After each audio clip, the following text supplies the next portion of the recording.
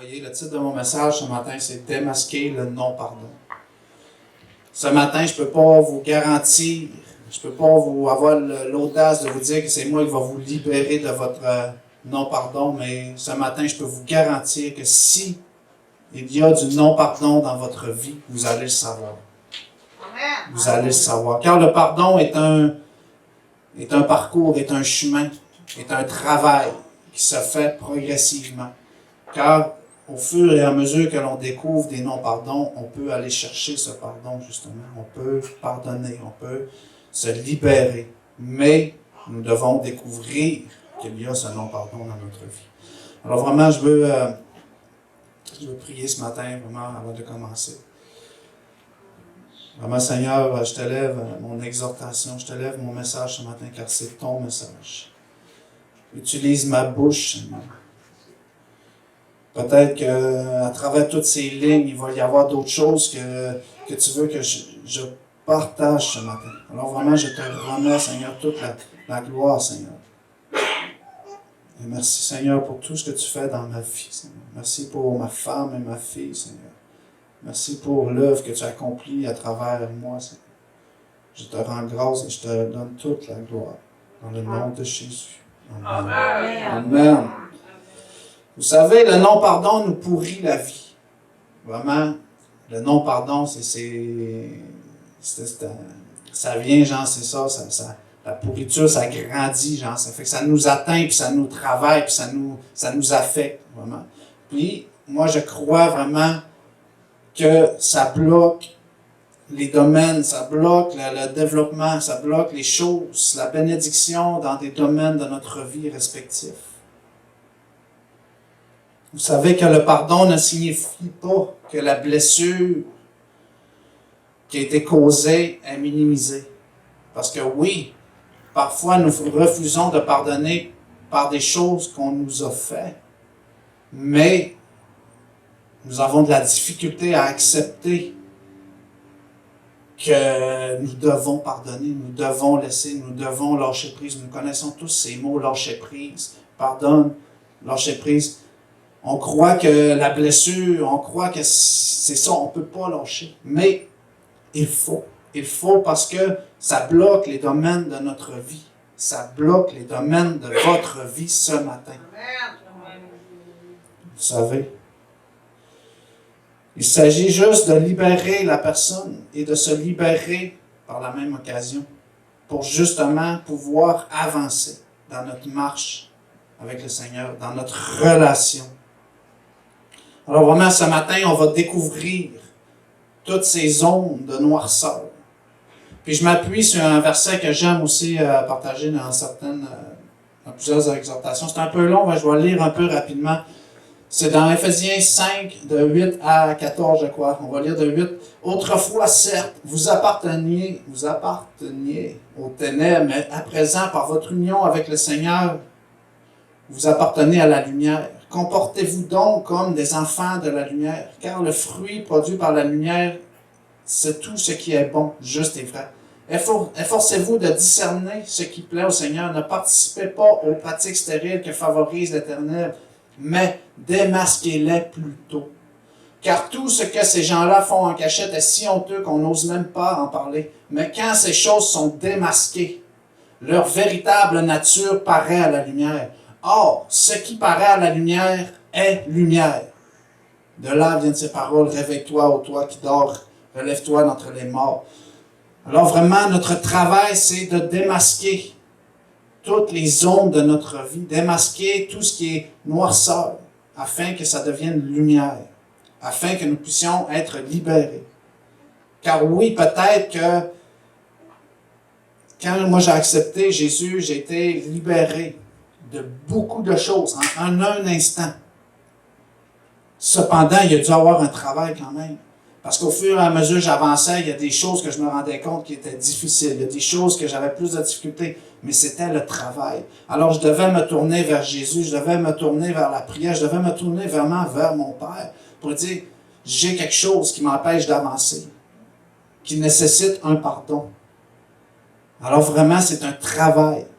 C'est des choses qui doivent être démasquées et que nous devons comprendre ce matin même Et j'ai des choses pour vous, vraiment, pour vous permettre de comprendre ces non-pardons. J'ai découvert aussi que le fait de prétendre n'est pas une action de foi. Parce que souvent, on entend dire, ou même on peut dire, je pardonne par la foi. Oh, ouais, je te pardonne. Oh, ouais, je te pardonne. C'est dans le fond, c'est prétendre le pardon. C'est prétendre le pardon. Ça veut dire que dans le fond, à travers cette douleur ou cette situation, tu penses avoir pardonné, mais cette même situation t'a fait tout le temps vivre des émotions, t'a fait tout le temps vivre cette colère, vivre cette peine, vivre cette chose. Alors, il n'y a pas de pardon. Il y a du non-pardon dans cette situation. Parce que je crois que vraiment, le pardon, c'est direct. C'est dans le fond, Dieu nous a pardonné. Dieu nous pardonne. Donc, il ne revient pas en arrière. Il ne dit pas, oh, oui, je te pardonne. Il dit, oh, oui, je te pardonne. Non, non, c'est direct, c'est instantané. Donc, si nous ne devons pas prétendre au pardon, mais nous devons travailler ce pardon jusqu'à la racine. Nous devons découvrir là où il est enraciné, justement, pour pouvoir arracher, justement, cette mauvaise herbe. Dans 1 Jean 2,9, ça nous dit exactement, « Celui qui prétend être dans la lumière tout en détestant son frère est encore présentement dans les ténèbres. Celui qui aime son frère demeure dans la lumière et rien en lui ne risque de causer sa chute. Mais celui qui déteste son frère est dans les ténèbres. Il marche dans les ténèbres sans savoir où il va, parce que les ténèbres l'ont rendu aveugle. » Fait que dans le fond, le non-pardon est juste un... Si nous marchons dans la noirceur puis dans l'insouciance vraiment de cette situation, c'est pas de notre faute directe, c'est juste que l'ennemi, justement, réussit à envelopper ces situations, réussit à garder ce non-pardon pour nous bloquer dans les domaines de notre vie, dans les situations que nous voulons exploser. Parce que nous recherchons tous la bénédiction, nous recherchons tous l'abondance dans tous les domaines de notre vie. Mais parfois, les choses bloquent. Parfois, les choses bloquent. Et vraiment, je crois que le non-pardon en est un élément qui empêche ces choses d'avancer. Et cette noirceur, justement, qui sont les ténèbres, doit être démasquée afin de devenir lumière. J'avais un exemple j'avais déjà sorti un exemple. Vous voyez cette lumière, regarde, on nous voit, tu sais. Mais si je ferme la lumière, on voit, tu sais, on voit plus. On voit plus qui est là, on voit plus les situations, on voit plus où est-ce qu'on avance. Mais c'est ça, spirituellement, que dans le fond, on ne sait pas où est-ce qu'on va réellement. Amen. Est-ce que vous croyez que vous avez du non-pardon? On ne sait pas. Peut-être. Donc, si vous êtes confus et vous avez l'impression de tourner en rond dans votre vie, ou peut-être que vous ne le savez même pas, parce que c'est ça le but ce matin, de démasquer justement. Nous voulons démasquer. Je veux savoir si je tourne en rond dans ma vie. Je veux savoir si, dans le fond, tu fais juste tourner en boucle. Tu fais juste tourner en boucle. Tu vis tout le temps les mêmes affaires. Tu essaies de sortir, mais tu vis en boucle. Puis pourtant, tu dis, je suis chrétien, j'ai accepté Jésus. Je suis, dans le fond, nous voulons démasquer ce non-pardon. J'ai ici peut-être, ma soeur Gisèle, on va passer très rapide là-dessus, mais j'ai un examen personnel que vous pourrez garder. J'ai un examen personnel à vous remettre, puis si vous répondez oui à une des questions, c'est que peut-être qu'il y a du non-pardon. Je dis bien peut-être. Parce que ça nécessite un travail personnel. C'est un travail personnel. Moi, je ne peux pas vous dire ce matin que vous n'avez pas pardonné à certaines personnes ou certaines situations, mais vous connaissez votre vie. Dieu connaît votre vie. Alors, à travers justement ces questions, cette introspection, vous pourrez justement, à chaque situation de votre vie que vous pensez qu'elle est bloquée, peut-être justement découvrir qu'il y a du non-pardon. Il y a une personne. Merci.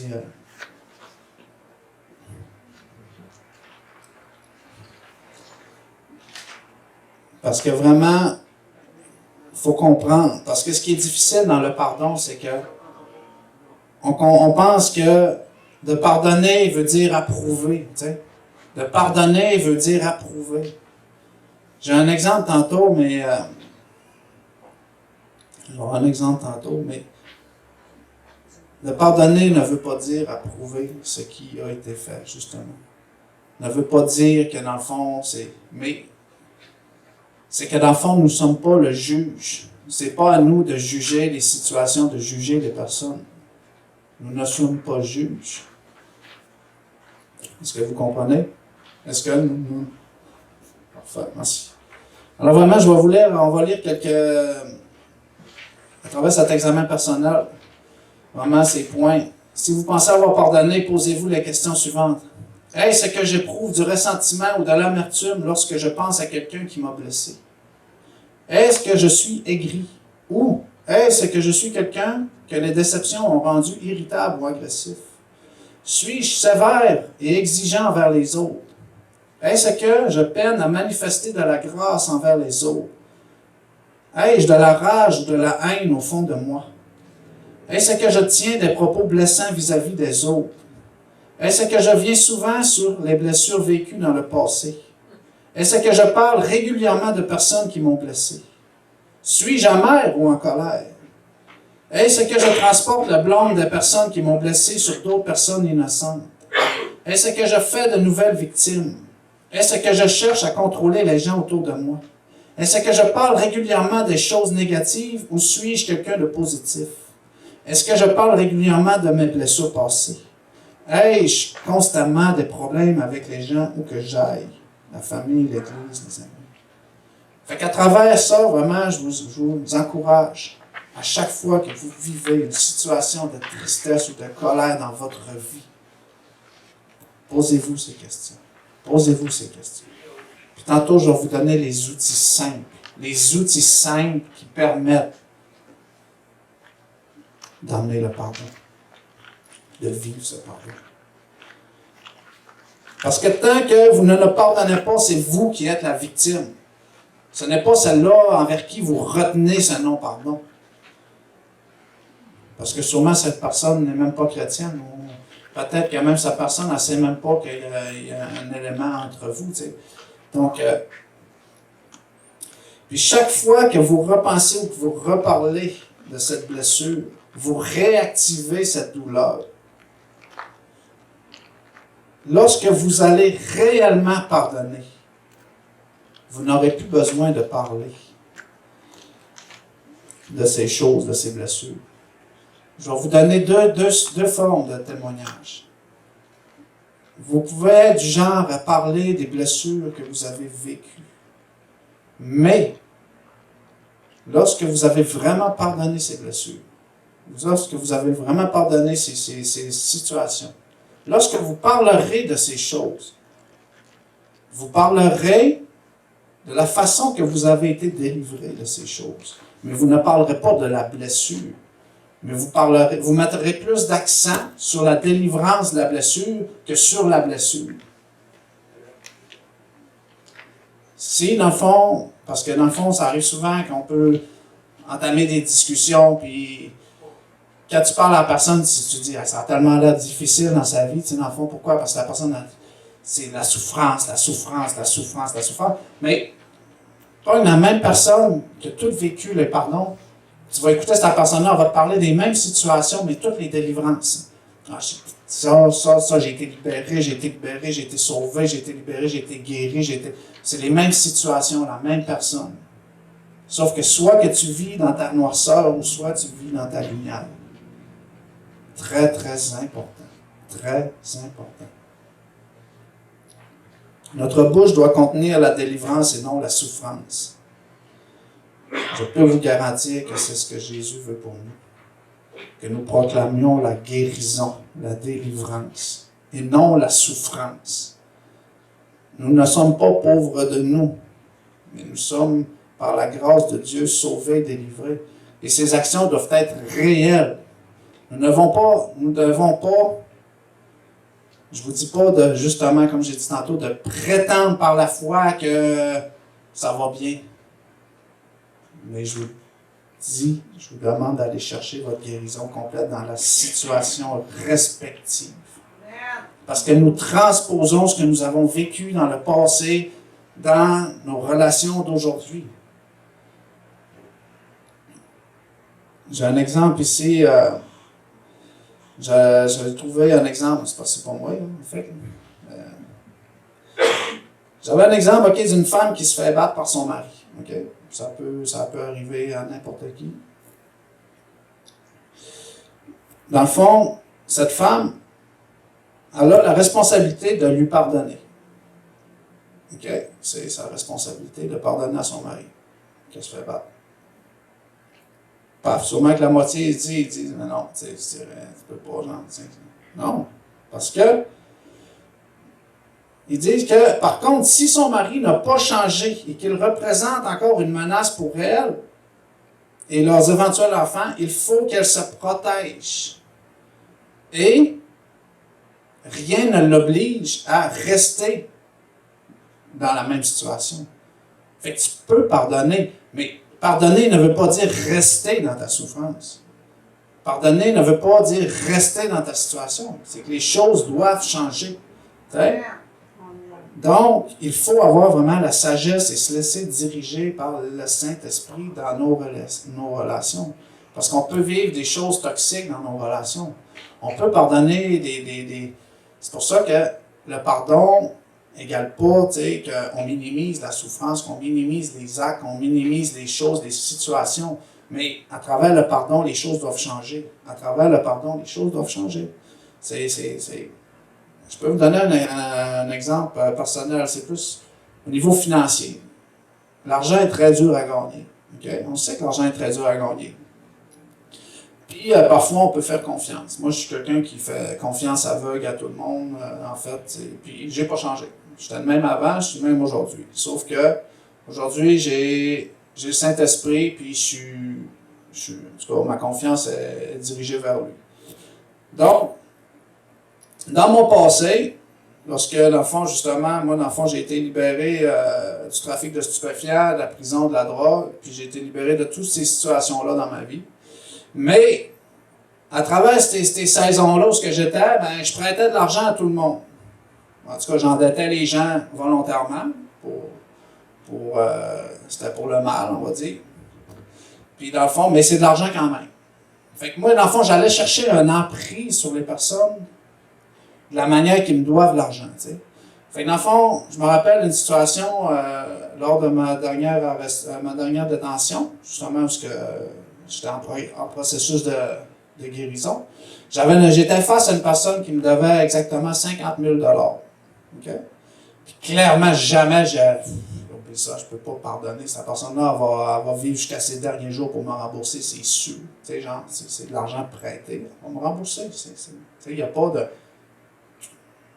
Mais il a fallu que j'accepte dans mon processus de la libérer, de libérer cette personne, d'accepter le fait qu'elle ne pourra jamais me rembourser, d'accepter le fait que je devais couper. Fait que, parfois, il y a des situations où vous allez avoir l'opportunité de rencontrer la personne de la situation. Mais ce n'est pas nécessaire. Sauf que le Seigneur va peut-être mettre la personne sur votre chemin un jour. Puis, s'il y a un non-pardon, vous aurez l'opportunité de la régler. Donc, cette personne, j'ai dit comme ça, regarde, parce que personne n'oublie une dette. T'sais. Si moi je dois 20$ à quelqu'un, je vais m'en rappeler toute ma vie. Okay? Tu peux faire semblant de dire j'avais oublié. Non. Quand tu as une dette, tu t'en rappelles. Fait que cette personne-là, je sais que sous l'emprise de l'endettement, elle sait qu'elle me doit surtout un montant comme ça, tu ne peux pas oublier. Je suis allé la voir puis j'ai dit, garde, le passé, c'est le passé. J'ai dit, tu ne dois plus rien. Puis, je ne veux même pas que tu penses que tu auras besoin de me rembourser, c'est terminé. C'était une ancienne vie. C'est terminé. Fait que, dans ma position, ce que j'ai eu à prendre cette emprise sur plusieurs personnes dans mon parcours, je peux vous dire qu'à date, sur 4 personnes, j'ai pu libérer ces personnes. 4 personnes que jamais de leur vie auraient été capables de me rembourser. Mais c'est d'enlever l'emprise qu'il y avait sur eux autres, que peut-être qu'eux autres, ça pouvait leur faire vivre quelque chose aussi. Mais en même temps que moi, ça m'enlève une culpabilité d'emprise du mal que je pouvais tenir dans le passé, que j'ai pu briser la chaîne au moment. Je peux vous dire que même que, à un moment donné, j'ai rencontré une personne à Matavechouan, puis je parlais comme ça, puis ça restait de même, j'ai poursuivi mon chemin. Ça faisait peut-être 5-10 minutes, là. J'étais parti, mais là, je chantais. Je savais, cette personne, en tout cas, elle avait... Je suis retourné en auto pour la retrouver dans le village. Je l'ai trouvée en plein milieu du chemin, j'ai arrêté mon auto, j'ai sorti, j'ai dit, faut que je te parle. Faut que je te parle. Tu sais, j'ai dit, dans le passé, j'avais des emprises sur toi, dans le passé, j'avais des... Mais j'ai dit, je veux qu'on règle ça matin. Je te libère vraiment de toute emprise. Puis, dans le fond, j'avais besoin de vivre ce non-pardon qui était présent. Fait que le Seigneur nous amène lui-même ces situations dans notre vie. Pour moi, c'est ces styles de situations qui peuvent m'arriver. Parce que j'ai eu des emprises sur beaucoup de personnes de cette manière. Mais pour vous, c'est de d'autres façons. Pour vous, c'est de d'autres façons. Chacun de nous avons nos situations de souffrance dans le passé. Chacun de nous avons nos situations où ça a été plus difficile. Mais ce non-pardon doit être démasqué ce matin dans le nom de Jésus. Amen. Donc, si vous avez réellement pardonné à quelqu'un, il se peut que vous transposiez ces blessures subies sur de nouvelles personnes. Beaucoup de situations d'infidélité peuvent emmener de la jalousie. Est-ce que ces nouvelles personnes dans notre couple doivent vivre cette jalousie? Pourquoi qu'ils mériteraient cette jalousie? Pourquoi qu'ils mériteraient les nouvelles relations? On peut transposer nos difficultés, nos anciennes relations. Pourquoi ces nouvelles personnes doivent vivre les mauvaises actions, les mauvaises situations qu'on a vécues dans notre passé? C'est qu'on transporte notre non-pardon dans notre relation d'aujourd'hui. On croit que ça va être différent, mais non. Si le pardon n'a pas été fait, il n'y aura pas de pardon. Tu sais? Le pardon n'est pas une action de foi, c'est direct, c'est réglé. Dans le fond, on faisait on ne peut pas en parler de tout ça, mais beaucoup de non-pardon et situations de counseling, situations de thérapie par la prière, beaucoup de non-pardon et situations de blocage dans la vie. Alors vraiment, croyez vraiment, démasquez, passez cet examen dans votre vie à travers plusieurs situations et je rends gloire à Dieu si tout non-pardon est fait. Tout pardon a été réglé dans votre vie, vraiment. C'est pas me mêler en mes noms matin, mais... Non, mais vraiment, parce que je veux vraiment que nous puissions vraiment vivre cette introspection. Vivre cette introspection. Puis découvrir justement ces zones de noirceur pour orienter les sujets, orienter nos prières, orienter justement, nous devons arrêter de marcher dans cette noirceur inconsciemment. Tu sais, nous devons savoir, je veux savoir les plans que Dieu a pour moi, je veux vivre dans les plans que Dieu a pour moi, je veux avancer selon sa volonté, mais je dois découvrir c'est quoi qui bloque. Tantôt Valérie a parlé de dévoreur, tu sais. Tu sais, dans le fond, les situations viennent nous dévorer, tu sais, c'est comme, on prie pour la bénédiction, on vit la bénédiction, on va dire qu'on reçoit des opportunités, des travails et tout, puis après ça, il nous arrive des bris, des coups imprévus, des choses. Fait, dans le fond, tu fais plus puis moins, il reste rien. Fait que là, tu te dis, voyons, tu sais, genre, la bénédiction arrive-tu? Tu sais, on ne doit pas se faire dévorer tout ce qu'on reçoit. On est supposé de vivre d'abondance, puis c'est dans tous les domaines de notre vie. Amen. J'ai ici... parce que là, j'ai plusieurs stocks, mais je vais en passer un peu. J'ai dit, je vais vous emmener vraiment les points simples là, de comment recevoir cet amour. Parce que dans le fond, le pardon, c'est de recevoir l'amour de Dieu complet. Et que si nous faisons ces quelques points très simples.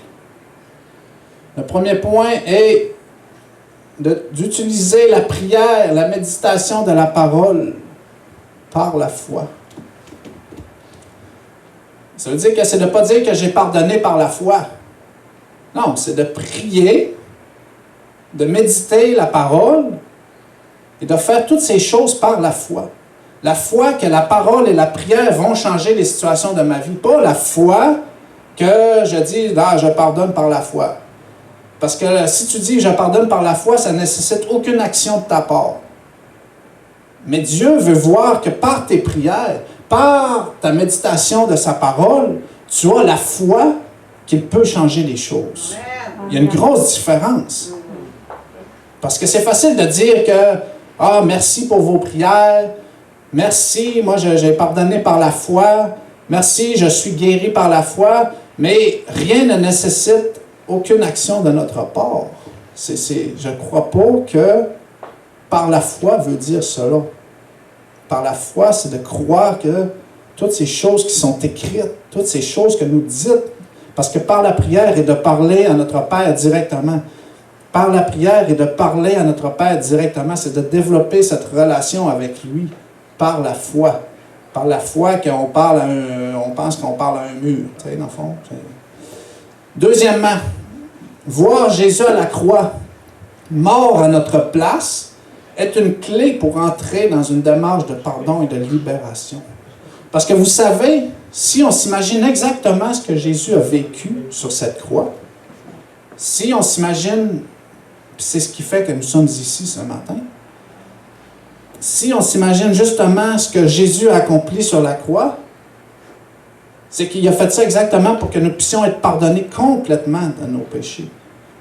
Parce que par son action sur la croix, nous avons été pardonnés. Nous avons été pardonnés. Si nous avons été pardonnés, c'est à cause que nous avons causé du tort. Nous avons péché. Nous avons péché. Nous avons causé du tort. Mais Jésus nous a pardonné le premier. Vous savez, j'ai eu un flash tantôt, puis parce que, tu sais, même la prière du Notre Père est dans la Bible, mais pour ceux qui récitent la prière du Notre Père, en tout cas, je veux juste vous dire un point que j'ai vu. C'est assez épatant, mais en tout cas, elle doit pas être... Mais en tout cas, j'ai compris que dans la prière du Notre Père, il est écrit « Pardonne-nous nos offenses ». On dit Notre Père.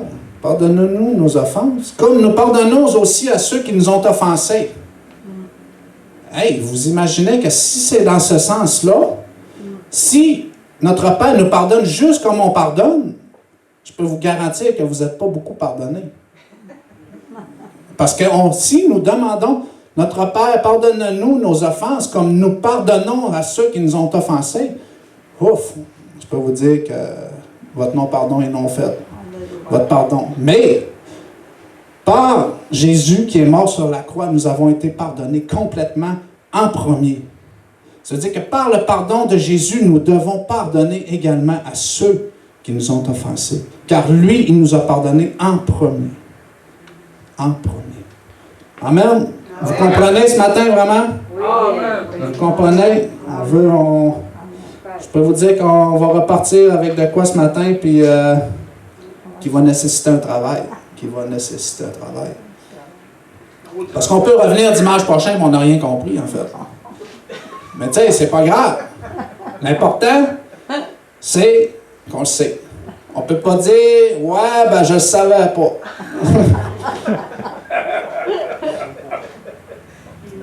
Oh, il l'avait pas dit. Ah, ça, non, c'était pas dans ses notes. Ça, et non. Le troisième point, c'est de louer Dieu pour son action. De louer Dieu, de lui rendre grâce pour ce qu'il fait dans notre vie, pour ce qu'il a fait, puis pour ce qu'il va faire. Dieu n'a pas de provision pour vous dans votre passé. Dieu veut guérir vos blessures et faire de vous une bénédiction pour les autres. Dieu veut guérir vos blessures et faire de vous une bénédiction pour les autres. Il veut vous utiliser. Il veut vous utiliser. Est-ce que vous voulez vous laisser vous utiliser? Laissez vous utiliser. Ça fera des épaules. Mais Dieu veut être loué pour son action. Et tout ça est fait par la foi. La foi nécessite les actions. La foi nécessite les actions, pas la prétention. Nous ne devons pas prétendre ce qui arrive. Je vois ma femme qui me regarde là-bas. Ma femme me surveille. Non, je n'ai pas de témoignage pour le non-pardon pour ma femme. Désolé. J'aurais voulu, mais non. Non. Mais Dieu vraiment m'a changé, puis parce que moi, je suis justement venu à Jésus pour la seule raison, parce que ma vie était parfaite, dans le fond. La seule chose que je n'étais pas capable de combler dans ma vie, c'était de comment me libérer, parce que j'avais une grande capacité d'accumuler les problèmes. On règle un problème par un problème. On règle un problème par un problème. On règle un problème. Et j'avais une grande capacité de régler mes problèmes ainsi. J'étais un expert. C'est qu'il n'y en a pas de problème qui ne se règle pas. Mais on règle un problème par un problème.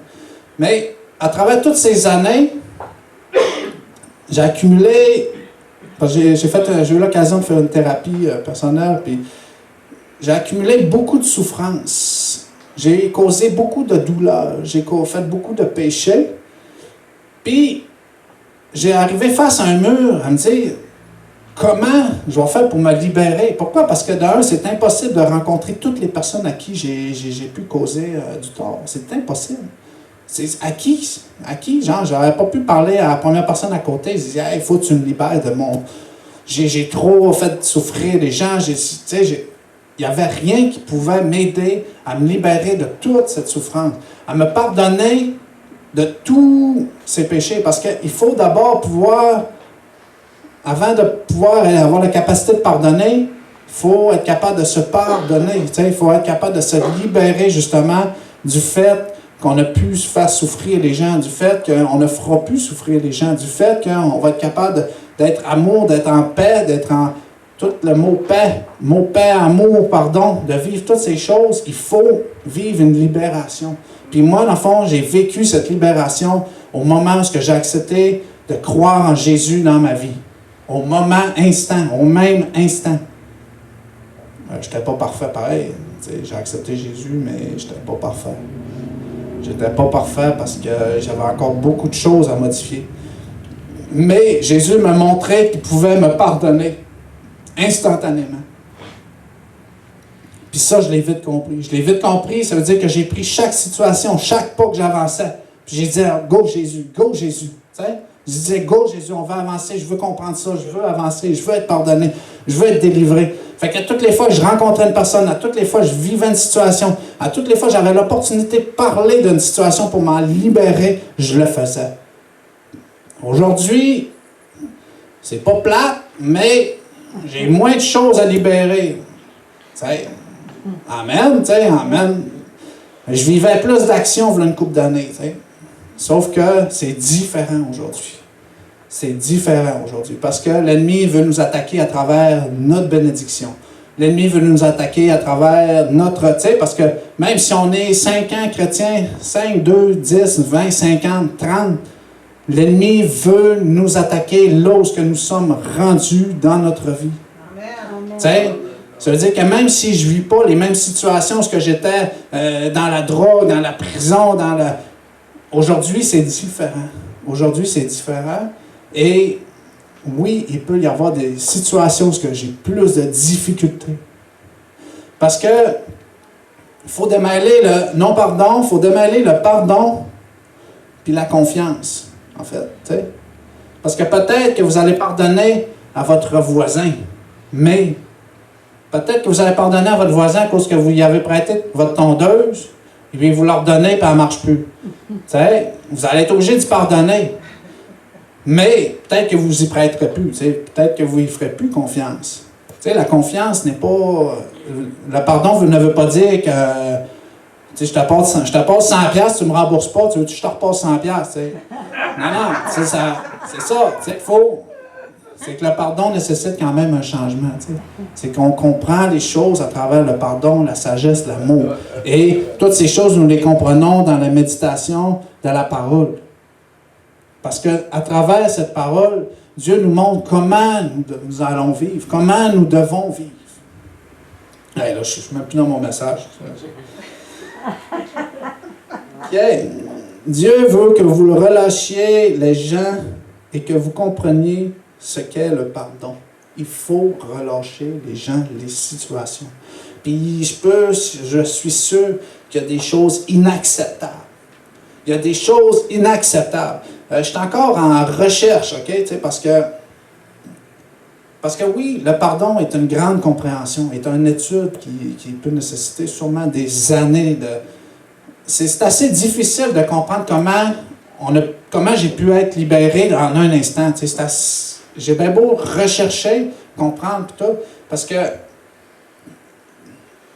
il y a beaucoup de situations qui ont de l'incompréhension, mais c'est pour ça que, dans le fond, nous avons besoin vraiment de Dieu dans notre vie, de Jésus pour vivre ces choses, parce que on va se perdre dans l'incompréhension. On va se perdre dans le pourquoi du pourquoi qui m'a fait ça.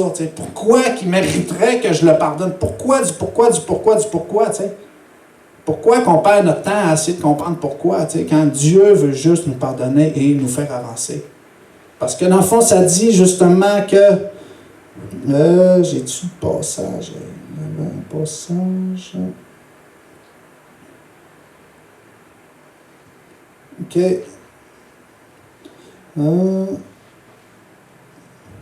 OK, je vais essayer de ne pas trop me mêler dans mes passages ici. Mais, en tout cas, c'est même pas dans mes passages, là. J'ai pas... mais il faut que vous sachiez que nous ne sommes pas...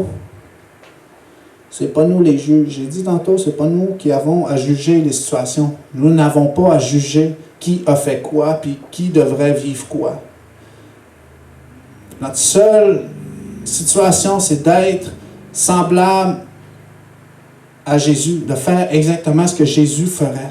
Demandez-vous, c'est quoi Jésus ferait? C'est quoi Jésus ferait? Est-ce qu'on a vu Jésus maudire quelqu'un à cause d'y avoir tiré une roche? Jésus a vécu beaucoup plus de situations. Jésus a vécu beaucoup de situations différentes aux nôtres en son temps, mais Jésus a tout le temps avancé, a tout le temps pardonné, a tout le temps vécu à travers tout. Il a vécu pleinement ce qu'il avait à vivre, c'est sûr, parce qu'il a vécu quelques années, mais dans le fond, j'ai mon passage ici qui est Psaume 103, c'est ça? Autant l'Orient est loin de l'Occident, autant il éloigne de nous nos mauvaises actions. Autant est loin l'Orient, autant il éloigne de nous nos mauvaises actions. Ça veut dire que jamais Jésus va revenir et il va dire « Ouais, tu te rappelles ce que tu as fait? Tu te rappelles, je t'ai pardonné l'autre jour? » Non. Jamais il va revenir. Jamais il va revenir sur nos situations.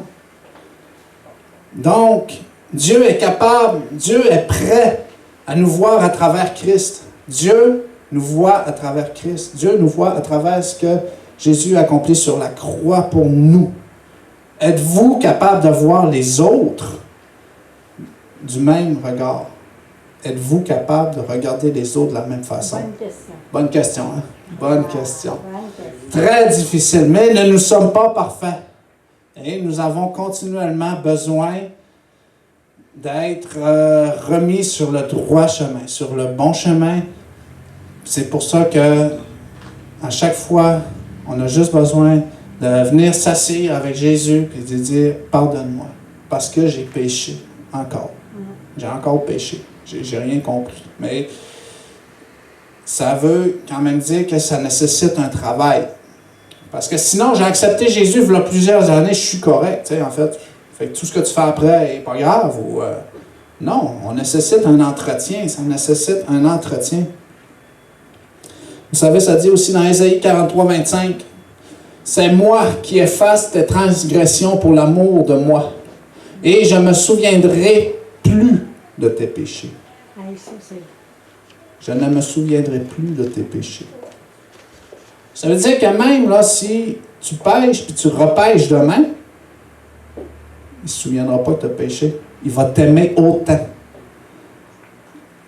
Nous, on a plus de difficultés avec ça. T'sais. Pourquoi? Parce que ton pardon n'a pas nécessité le changement. Ton pardon n'a pas nécessité le... Tu sais, c'est comme la femme, je vous dis tantôt, qui se fait battre par son mari. T'sais. Elle a le devoir d'y pardonner, mais elle n'a pas le devoir d'y pardonner à tous les jours. Là, en fait, là. Son devoir, c'est pas d'y pardonner à tous les jours. C'est je te pardonne, mais il faut que ça change. Il faut que ça change. T'sais, je sais que tu es jaloux. Je comprends que dans ta vie, tu as vécu des situations, je te pardonne, mais écoute, on n'a pas. C'est chaque situation à travers votre examen personnel, chaque situation de colère, de tristesse, parce que la colère est de la tristesse. Nous transformons notre tristesse en colère. Donc, colère égale tristesse, tristesse égale colère. Chaque situation émotionnelle troublante dans votre vie peut être attachée à un non-pardon. Vraiment, on doit comprendre ces choses ce matin. Puis, c'est pas grave si on ne comprend pas jusqu'à présent. Parce que moi, je vous ai fait un examen personnel, mais tantôt, on va prier. Tantôt, on va prier vraiment que Dieu, justement, amène cette lumière dans votre vie. Dieu amène cette lumière dans tous les recoins de votre vie. Peut-être que vous n'êtes même pas encore allé fouiller. Pourquoi? Parce que nous sommes dans la noirceur, dans ces situations. Vous savez, Dieu a supprimé le fichier contenant vos péchés par amour pour son nom. Non seulement cette page a été supprimée, mais le disque dur céleste ne garde aucune archive de vos péchés. Si vous vous êtes sincèrement repenti, mais que vous vous condamnez constamment suite à un péché commis, ramenant à la mémoire votre iniquité, vous agissez contrairement à Dieu qui l'a oublié. Amen. Si vous vous culpabilisez pour des choses que Dieu a oubliées, vous agissez contrairement à ce qu'il a prévu pour vous. Amen. Vous savez que dans Matthieu 6, 14-15, ça dit « Si vous pardonnez aux hommes leurs offenses, votre Père céleste vous pardonnera aussi. Mais si vous ne pardonnez pas aux hommes, votre Père ne vous pardonnera pas non plus vos offenses. » Ça, c'est quand même grave. Mais je crois quand même que ce passage dit que si vous êtes dans une saison où tout ce que vous vivez est dans une accumulation de non-pardon. Tu rencontres quelqu'un sur l'autoroute qui te klaxonne, puis là, tu te dis, hey, lui, là, on dit ça, genre, tiens. Fait que là, tu viens de le maudire. Fait que si dans votre vie, vous êtes dans une saison négative, ben, il faut que ça cesse maintenant, dans le nom de Jésus, parce que votre Père peut arrêter de vous pardonner aussi. Donc, chaque mauvaise action peut vous causer du problème, peut vous causer des soucis. Hey, nous avons accepté Jésus dans notre vie. Nous sommes paix et amour. Donc, nous devons vivre ainsi. Si nous mangeons une claque sur la joue gauche, nous devons présenter la joue droite. Écoute.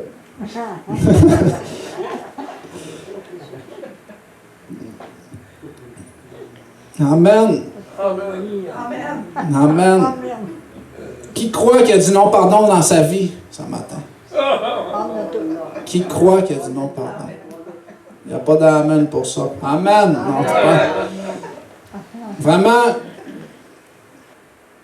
on va prier. Vraiment, je pense qu'on va y aller. Pourrais-tu poser une question sur le pardon? Oui, ce ne sera pas long. On va prier, puis tantôt, Laval, on va... Je ne sais pas si mon frère, il peut le mettre en... J'ai sorti un petit instrumental pour nous. Alléluia. Alléluia. Nous, vraiment, Seigneur, est-ce qu'on peut se lever ce matin, vraiment? Parce que vraiment, quand